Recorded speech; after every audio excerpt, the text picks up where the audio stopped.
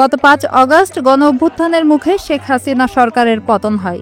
এরপর খবর রটে কলকাতায় অভিনেত্রী ঋতুপর্ণার বাড়িতে আশ্রয় নিয়েছেন আওয়ামী লীগের সংসদ সদস্য চিত্রনায়ক ফেরদৌস। তারপর জানা যায় বাংলাদেশি সিনেমা তরি থেকে বাদ পড়েছেন ঋতুপর্ণা সেনগুপ্ত। তার পরিবর্তে সিনেমাটিতে নেওয়া হয়েছে কলকাতার আলোচিত অভিনেত্রী শ্রীলেখা মিত্রকে। Definitely I will never speak to this kind of journalist যারা এই ধরনের কটু মন্তব্য করে।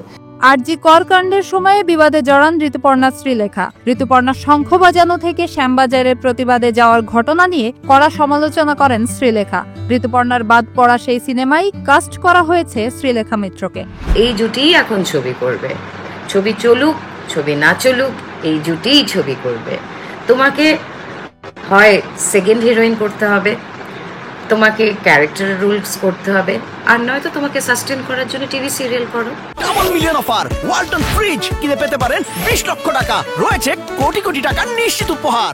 এ বিষয়ে শ্রীলেখা মিত্র বলেন, আমি ঋতুপর্ণার বিষয়টা জানতাম না। ওরা আমার সঙ্গে সিনেমাটির ব্যাপারে যোগাযোগ করেছিলেন। গত সেপ্টেম্বরের আগে যোগাযোগ করে, তখন কিছু ইস্যু হয়ে যাওয়ায় আমার আর করা হয়নি। পরে গল্প শুনে ভালো লেগেছিল, তারপর ওরা আমার সঙ্গে আলোচনা করে কিভাবে কি করা যায়। যে ব্যক্তি তোমাকে কিছুর বিনিময়ে, সেটা কি বিনিময়ে সেটা গডই জানে, কিছুর বিনিময়ে তোমাকে সেই জায়গাটা করে দেবে, তোমাকে ছবি পাইয়ে দেবে, তোমাকে রেফারেন্স দেবে।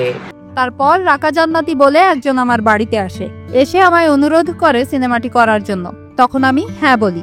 ওদের সঙ্গে বেশ ভালো সম্পর্ক হয়ে গেল। ফেরদৌসের সঙ্গে ঋতুপর্ণার বন্ধুত্বপূর্ণ সম্পর্ক, আর এ কারণে সিনেমাটি থেকে ঋতুপর্ণার বাদ পড়ার খবর শোনা যাচ্ছে। এ প্রসঙ্গে শ্রীলেখা মিত্র বলেন, হ্যাঁ তেমনই শুনলাম। সেই যে সরকার পড়ে যাওয়ার পর ঋতুপর্ণার বাড়িতে নাকি ছিলেন ফেরদৌস। যাই হোক, ওখানে তো একটা বিপ্লব হয়েছে, এখানকার মানুষদের চাহিদার কথা তো মাথায় রাখতেই হবে। আমার খুব একটা মাথা ব্যথা ছিল না, মানে আমি ওই ব্যাপারটা আমার কোনোদিন এফেক্টই করেনি।